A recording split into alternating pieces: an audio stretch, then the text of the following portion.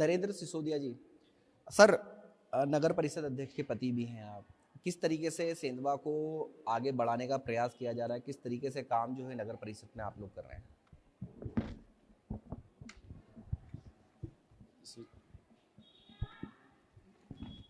वैसे वैसा शिक्षा के क्षेत्र में तो भारी जी मध्य प्रदेश शासन भी काम कर रही है, शिक्षा को निचले स्तर पर ले जाने का काम किया है। मतलब जहाँ तक क्या पूर्व में जो शिक्षा निचले स्तर तक नहीं पहुँच पाती थी, आज की कंडीशन में नीचे ग्रामीण क्षेत्र पर भी शिक्षा का अच्छा स्तर बढ़ा था। लेकिन यहाँ पर कई स्टूडेंट्स ऐसे हैं जिन्होंने अभी बताया है कि कई कोर्स ऐसे हैं जिनके लिए उनको या तो इंदौर या मुंबई, दिल्ली ऐसी जगह जाना पड़ता है। क्या लग रहा है भविष्य में किस तरीके की प्लानिंग आप लोगों की है? क्या कुछ बड़े इंस्टीट्यूट यहाँ पर पहुँच पाएंगे जिनको आप आमंत्रित करेंगे कि जो यहाँ के छात्र हैं उनको यहाँ से दूर ना जाना पड़े, क्योंकि जब दूर जाते हैं तो कहीं ना कहीं खर्च जो है वो बढ़ जाता है? कि अभी तक तो वैसा कि इंदौर या खरगोन जाना पड़ता था बच्चों को। जी, जैसे बहुत से अभी यहाँ पर भी सुविधा हुई, मेडिकल लाइन है, बड़वानी है, सेंधवा है, सुधार तो आया है, पहले से बहुत ज़्यादा सुधार है। अच्छा, अभी बीच में नगरीय प्रशासन मंत्री कैलाश विजयवर्गीय जी ने भी कहा था कि नगर परिषद जो है वो स्वयं खर्च वहन करें, मजबूत हों, आर्थिक मजबूत हों। क्या लग रहा है आर्थिक मजबूती के लिए किस तरीके से काम आप लोग कर रहे हैं नगर परिषद में? भाई साहब, आर्थिक मजबूती के लिए हमने निरंतर प्रयास किया है। जी, जैसे परिषदों में बहुत सारे इश्यू भी रहते हैं कई काम करने के, पर हम लोगों ने मजबूत करने के लिए जनता के बीच में और सतत जो परिषद की आय है उसको बढ़ाने का काम किया है हमने। नरेंद्र जी, मेरा सवाल आपसे है कि पहले जो निवाली बुजुर्ग है वो नगर परिषद ग्राम पंचायत हुआ करता था, माफ़ कीजिएगा, उसके बाद में पहली बार जो है गठन नगर परिषद का हुआ। किस तरीके से देखते हैं आपको, किस तरीके से उसको डेवलप करना चाहते हैं निवाली को, उसके बारे में कुछ बताइए। नगर परिषद निवाली को लेकर भाई साहब हमने निरंतर विकास कार्यों को लेकर, जैसे नाली है, सीसी रोड है, हमने काम तो किया है। ऐसे बहुत से और भी काम है, जैसे हमने नगर परिषद कार्यालय भवन बनाया है, एक मुक्ति धाम है वहाँ पर। अब एक बहुत बड़ा इश्यू था, 2-3 साल से हम लगे हुए थे उसके लिए, वाटर सप्लाई का पानी पर व्यक्ति 55 लीटर वाटर सप्लाई का सेंक्शन हो गया है, वो टेंडर भी हो गया है। 14 करोड़ रुपए की राशि से पर व्यक्ति 55 लीटर मिलेगा। तुरंत वहाँ पे पहुँचने की कोशिश करते हैं। हमारी कोशिश ये रहती है कि उनकी समस्या का समाधान स्पॉट पे होना चाहिए।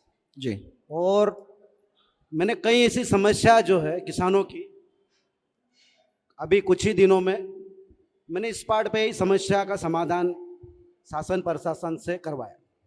दूसरा जो है, हमारे बड़वानी जिले में बहुत सारी मंडी, उपमंडी बंद थी, तो मैंने एसडीएम साहब को कलेक्टर महोदय के नाम से ज्ञापन दिया, मेरे बड़वानी जिले में मंडी हो या उपमंडी हो, एक भी बंद नहीं होना चाहिए। और मैं दूसरे दिन ही ज्ञापन देके बलवाड़ी मंडी पहुंचा। वहां पर जाकर देखा तो पूरे मंडी ग्राउंड में मक्का सूखा हुआ था। मंडी सचिव वहां पे हमारे पहुंचने के बाद में आया, हम लोगों ने उनसे बातचीत की तो उनको कुछ जवाब देते बना नहीं। मैंने कहा ये मक्का जो है आपने खरीदा है या किसानों का है? तो वो घबराने लगे। उन्होंने बोला कि ये व्यापारी का मक्का है। मैंने कहा आपने उनको लिखित में दिया है सुखाने के लिए, ये व्यापारियों की ज़मीन है या मंडी की ज़मीन है? तो बोले मैंने लिखित में नहीं दिया। तो मैंने जो मेरे साथियों से कहा, मैंने कहा ये मक्का जो है अपने ग्रामीण लोगों को बुलवाओ और ये मक्का भर के ले जाओ, ये तो लावारिस है, कुछ लिखित में है ही नहीं ना किसी के पास में, ना मंडी सचिव ने लिखित में दिया ना व्यापारी ने लिया, वो तो लावारिस माल हो गया। तो सर ऐसे जो है हमने अंजड़ मंडी में हमने सिंचाई की खरीदी के लिए मंडी का ताला लगाया। और निरंतर अभी हम लोग आ रहे थे तो कुछ जिनिंग से फोन आया मेरे पास में कि भैया ये मंडी में कुछ रेट और किया और हमारा जो है 21% माउचर है और यहाँ पे हमको इतना रेट दे रहे हैं आधी गाड़ी खाली करने के बाद में। मैंने तुरंत जो है मंडी सचिव को फोन लगाया मैंने, और मैंने कहा मैडम मेरे को वहाँ जाने पे मजबूर मत करो, नहीं तो ये व्यापारी का मैं लाइसेंस निरस्त करवा दूंगा और ये जो इनकी जो खरीदी है और इनके जो गोडाउन में सील लगवा दूंगा। किसानों के साथ अन्याय में सर बिल्कुल बर्दाश्त नहीं करूंगा। इसलिए नहीं करूंगा कि मैं खुद भी किसान हूं, मुझे पता है 1 क्विंटल मक्का उत्पाद करने के लिए कितनी मेहनत लगती है, उसमें क्या खर्चा लगता है। जो करता है सर वो जानता है। अच्छा, इसके साथ ही मंडियों में एक बड़ी समस्या आती है, हम कई जगहों पर देखते हैं कि किसान और व्यापारी के बीच में दलाल होता है। उसको खत्म करने का प्रयास किस तरीके से किया गया है? क्योंकि दलाल जब बीच में आ जाता है तो कहीं ना कहीं जो किसान को ज्यादा मुनाफा होता है उसमें कमी आ जाती है, क्योंकि बीच में दलाली वो लेकर जाता है। सर मैंने किसानों से भी निवेदन किया हूँ, मंडी में भी जाकर, और वीडियो भी जारी किया मैंने, किसी भी बहकाव में आके दलालों के चक्कर में ना पड़े। और हर किसान जो है कोई सी भी फसल हो मंडी में लेके आए ताकि उनको भी उचित मूल्य मिले और शासन प्रशासन को भी उसका टैक्स मिले मंडी को, जिससे हमारे प्रदेश की भी आय होगी। पर बाहरों दलालों के चक्कर में मंडी में नहीं लाए और बाहर की बाहर ले जाएंगे तो माल कम रेट में बिकेगा उनका, किसानों को भी नुकसान है उसमें, मंडी टैक्स में प्रदेश सरकार को भी नुकसान है। तो मैंने किसानों से ये कहा है कि आप लोग किसी दलाल के चक्कर में ना पड़े और मंडी में माल लाए और आपके माल का उचित मूल्य नहीं मिलता है तो मुझे तुरंत फोन लगाए। मैं अगर यहाँ रहा तो मैं तत्काल स्पॉट पे पहुंचूंगा, अगर मैं नहीं रहा तो मेरे लोग वहां पहुंचेंगे। आपका जो माल है उसका उचित मूल्य हम दिलाएंगे। सर ये बताइए कि अभी हम लोग किसानों की बात कर रहे हैं और अभी हमारे क्षेत्र में जो सबसे ज़्यादा अभी हम लोग जो है किसानों की बात कर रहे हैं, और ये देखा गया है कि एक समय हमारे वहाँ कॉटन का जो एक बड़ा व्यवसाय हुआ करता था, लेकिन अभी गिनी चुनी कुछ फैक्ट्रियाँ बची है। सेंधवा शहर की बात, सेंधवा विधानसभा की बात कर रहे हैं हम लोग, और अब जो है किसान डाइवर्ट होकर मक्के पे चले गया है। तो क्या लगता है आपको सेंधवा का भविष्य किस तरीके से रहेगा? मैं आपके माध्यम से बताना चाहता हूं, हमारे यहाँ पे कम से कम 105 से 120 जिनेंगे सब फैक्ट्रियां ऑयल मिल मिला के सेंधवा में थी। आज की तारीख में सिर्फ 7 फैक्ट्रियां बची हमारे सेंधवा, जिससे क्या हुआ है कि हमारे सेंधवा के जो ग्रामीण लोग हैं उनका भी रोजगार गया। रोजगार तो गया ही गया, रोजगार की तलाश में वो लोग जो है गुजरात महाराष्ट्र गए हैं, साथ में उनके बच्चे शिक्षा से भी वंचित हुए। मतलब 2 तरह से हमारा नुकसान हो रहा है। दूसरा सर, अभी जो कपास है अभी तक सीसीआई की खरीदी नहीं हुई। अब सीसीआई कहती है कि हम 12% नमी तक का ही कपास खरीदें, और सर ऑलरेडी अभी जो है मावठा हुआ, उससे जो है कपास घर में भी रखा है तो नमी आ गई। ऑलरेडी कपास का ककड़ा जो उसमें बीज होता है उसमें ऑलरेडी नमी होती है।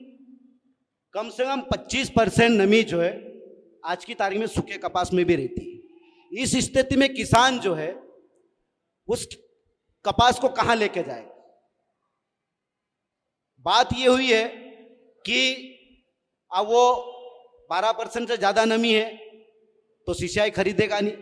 अब किसान क्या करेगा बेचारा? औने बोने दाम में व्यापारी को बेच के जाएगा। तो कुल मिला के सरकार जो है किसानों का शोषण कर रही है। आप जो है सीसीआई को खरीदने के लिए बोला है तो इतने सारे नियम लागू कर दिए सर। एक ऐप किसान ऐप ऐसा करके जो पंजीयन के लिए है, मतलब मेरे जैसे आदमी को चलाते नहीं आता वो, तो हमारा तो ग्रामीण क्षेत्र है ना, एंड्रॉइड मोबाइल होता किसी के पास में, वो कैसे डाउनलोड करेगा, कैसे पंजीयन करेगा? पंजीयन करेगा तो ही कपास बेच पाएगा। तो सरकार जो है इस तरह की जो योजना बना के किसानों का बहुत बड़ा शोषण कर रही है, आर्थिक रूप से भी और वैचारिक रूप से भी। किसान परेशान है सर, वो अपनी फसल लेके जाए तो कहाँ जाए। ये कपास की बात हुई सर, आगे और आप जो भी पूछेंगे मक्का सोयाबीन उसके ऊपर बात करेंगे। अब फसल के उचित दाम मिल पा रहे हैं यहाँ पर? किसानों को दावा किया जा रहा है फसल के उचित दाम दिए जा रहे हैं, क्या लग रहा है किसानों को फसल के उचित दाम मिल रहे हैं? सर किसानों को उचित दाम तो नहीं मिल रहे हैं, क्योंकि सर अभी जो है हमने जब आंदोलन किया था उसके पहले 1000-1100 रुपये मक्का खरीद रहे थे। सिंधवा मंडी की बात कर रहा हूँ मैं, पूरे जिले की बात कर रहा हूँ मैं। और मध्य प्रदेश में भी जो मंडियाँ थी वहाँ का भी हमने रेट निकाला तो 1200-1300 से सर ज़्यादा मक्का बिक नहीं रहा था। इस स्थिति में किसान की सर लागत भी नहीं निकल पाई। मैं तो ये कहता हूँ सरकार से कि एक बार सर्वे करवा के 1 एकड़ में कितना मक्का पकता है और कितनी लागत लगती है वो निकाल ले, उसके बाद में किसानों का जो समर्थन मूल्य तय करना चाहिए। जिस हिसाब से सर अभी मक्का जो है 2400 रुपए का समर्थन मूल्य जी सरकार ने तय किया, तो मैं सरकार से पूछना चाहता हूं अभी तक मध्य प्रदेश में 2400 मक्का बिका नहीं होगा। हमारे 500 मल में 2521 रुपए, वो भी एक आध क्विंटल मक्का लाया था, वो मुहूर्त था। मुहूर्त वाले दिन जो था सर वो बिका होगा 2400 या 2400 पर। बाकी उसके बाद में आज तक भी जो है 2400 मक्का मुहूर्त मध्य प्रदेश में नहीं बिका। तो सरकार जो है समर्थन मूल्य क्यों तय करी भाई? सरकार हमको बता दे कि ये 2400 समर्थन मूल्य है तो उसका माउशर क्या होना चाहिए, उसके आधार पे हमको पैसा मिलना चाहिए। आपने रेट तो तय कर दिया। दूसरी मेरी मांग है सरकार से, किसानों का एक फिक्स रेट कर दिया आपने 2400 समर्थन मूल्य, व्यापारी का भी करना चाहिए कि व्यापारी जो है 1500, 1600, 1400 न्यूनतम बोली नहीं लगाई, उससे ऊपर बोली लगाना चाहिए। सब नियम जो किसानों पे लगाते हैं, क्या किसानी दिख रहा है सरकार को कि किसानों के पास ही इतना धन दौलत है जो किसानों को लूटने में लगी सरकार? मेरा मानना यह है कि उनके लिए भी जो न्यूनतम रेट है वो तय होना चाहिए, व्यापारी के लिए भी। नरेंद्र जी, मेरा सवाल आपसे है कि आपके परिवार का एक राजनीतिक जीवन रहा है, आपके परिवार से कई लोगों ने विधानसभा में भी चुनाव लड़ा है, आप एक युवा नेता के तौर पे देखे जाते हैं। आगे अगर पार्टी आप पे भरोसा करती है पांचमल विधानसभा को लेकर, तो आपकी क्या प्लानिंग होगी, क्या विजन रहेंगे आपके क्षेत्र के लिए? देखो भाई, सब लंबे समय से परिवार में राजनीति करते आ रहे हैं और आज तक हमने संगठन को महत्व दिया है। संगठन जैसा भी सोचे हमारे लिए सर्वमान्य रहेगा। बाकी नगर पालिका को स्वच्छ बनाने के लिए किस तरीके से प्रयास किए जाए? नगर परिषद को माफ कीजिएगा। नगर परिषद को भाई साहब हमारा निरंतर प्रयास चल रहा है, स्वच्छता को लेकर, नालियों को लेकर, सीसी रोड, बाकी जो ग्रामीण पंचायत जुड़ी है हमारे, वो क्षेत्रफल की दृष्टि से बहुत बड़ी है, इसलिए काम करने में कहीं ना कहीं दिक्कतें आती है। ग्रामीण क्षेत्रों में भी हमने निरंतर 15 वार्डों में काम करने का प्रयास पूरा करा है और आगे भी करेंगे। तो क्या लग रहा है सफाई में नगर परिषद लगातार धीरे धीरे नंबर 1 हो, इसको लेकर इंदौर को मॉडल बनाया गया है, इंदौर से कुछ सीखने के लिए कहा गया था, क्या इंदौर से कुछ सीखकर यहाँ पर उसको आप लोगों ने शुरू किया है? गीला कचरा सूखा कचरा अलग, जिस तरीके से इंदौर के अंदर किया जाता है। जी भाई साहब, उसके लिए भी हम लोग सतत प्रयास कर रहे हैं, क्योंकि हमारे पास टेचिंग ग्राउंड नहीं होने से हम लोग वो प्रयास नहीं कर पा रहे अभी। अच्छा, नगर परिषद को आप आर्थिक मजबूत बनाने के लिए लगातार प्रयास कर रहे हैं, आपने बताया जी। क्या लग रहा है कि आर्थिक मजबूत करने से कितना फायदा यहाँ पर सेंधवा को हो सकता है, और जो सेंधवा के बड़े यहाँ पर जो आयकर दाता है, जो कर दाता है, जो परिषद को यहाँ पर कर दे रहे हैं, क्या लग रहा है भविष्य में कितना मजबूत आप इसको बना पाएंगे? भाई साहब, हम निरंतर प्रयास कर रहे हैं उसके लिए। नगर परिषद को आर्थिक आय को बढ़ाने को लेकर हम जनता के बीच में जाके उनको मोटिवेट करके कहीं ना कहीं हम लोग उसके लिए सतत प्रयास में हैं। ये बताइए कि पांचमल विधानसभा से भी आप आते हैं, किस तरीके से आप देखते हैं कि क्या नए रोजगार होना चाहिए आपकी विधानसभा में? देखो वैसा प्लान को लेकर तो क्योंकि पानसेमल विधानसभा पूरा ट्राइबल क्षेत्र है, रोजगार नहीं होने से जो मजदूर वर्ग के लोगों को बाहर जाना पड़ता है, वो बड़ी दिक्कत है यहाँ पर। ऊपर भी हम लोगों ने बात रखी है, कहने के रोजगार होना चाहिए पानसेमल विधानसभा में। क्या लग रहा है, क्या कुछ प्लानिंग है? जो पलायन कर रहे हैं यहाँ से मजदूर, हाँ। उनको कैसे रोका जाए? क्या कुछ प्लानिंग आप लोगों ने की है कि यहाँ पर कोई बड़ी फैक्ट्री को आप लोग यहाँ पर बुलवाएं? यहाँ पर क्या कोई करें? बड़ी कैसे? फैक्ट्री होनी चाहिए भाई साहब। उसमें प्लान जो यहाँ से जा रहे हैं वो बाहर नहीं जा पाए, यहीं की यहीं अपने ही विधानसभा में उनको रोजगार मिले, ऐसा प्रयास करें। सोलंकी जी, लगातार यहाँ से पलायन जो है वो कर रहे हैं। जो किसान के बच्चे हैं वो यहाँ पर नौकरी नहीं कर पा रहे हैं, उनको पलायन करना पड़ रहा है। कई मजबूरियां ऐसे, कैसे देख रहे हैं, कैसे किसानों को मजबूत बनाने का प्रयास करेंगे? ऐसे में किसान के बच्चे हैं वो पलायन कर रहे हैं। आज किसान के बच्चे शिक्षा ग्रहण करते हैं, उसके बाद में वो घर छोड़कर दूसरी जगह काम करने पर मजबूर होते हैं। ऐसे में किसानों को किस तरीके से आप सुविधा दिलवाने का प्रयास करेंगे कि किसानों के जो बच्चे हैं उनके पास रहे, दूर ना जाए? सर, पलायन जो है हमारे ग्रामीण क्षेत्र की सबसे बड़ी समस्या है सर। अभी जो है थोड़ा सा अच्छा आदमी रहता है, उसके पास में 5 एकड़ 10 एकड़ जमीन होती है। कई किसानों के पास में सर 1 एकड़ 2 एकड़ जमीन होती है जी। तो उसके 4 बेटे 3 बेटे 2 बेटे होते हैं सर। ऐसे परिवार बढ़ते जाता सर, तो आधा आधा एकड़ भी शायद हिस्से में जमीन नहीं आती है। जिसके पास है वो तो होगी 5-10 एकड़। बाकी अपने सिंधवा विधानसभा में तो अपने ग्रामीण लोगों के पास में नी के बराबर जमीन है। ऐसी स्थिति में सर आप कहाँ जाएंगे लोग?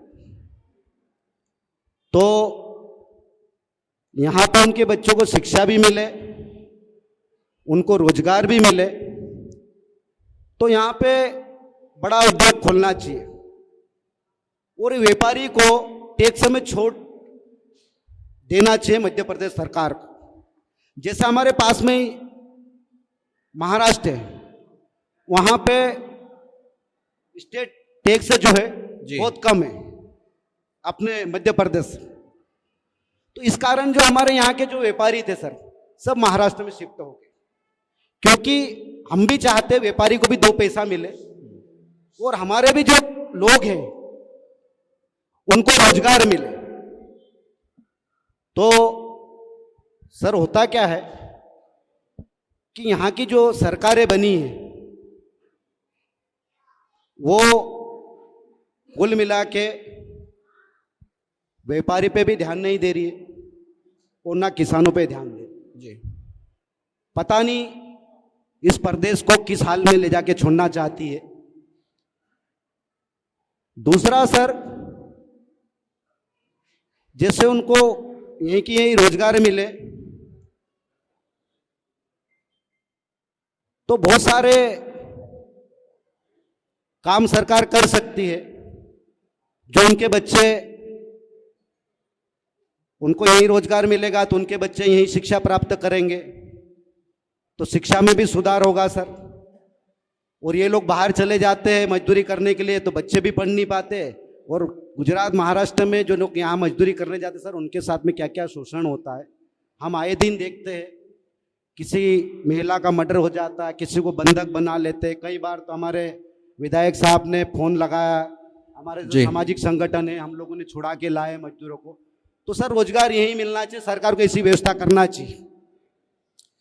सिद्धार्थ सोलंकी जी, आपका बहुत बहुत धन्यवाद। नरेंद्र सिसोदिया जी, आपका भी बहुत बहुत धन्यवाद।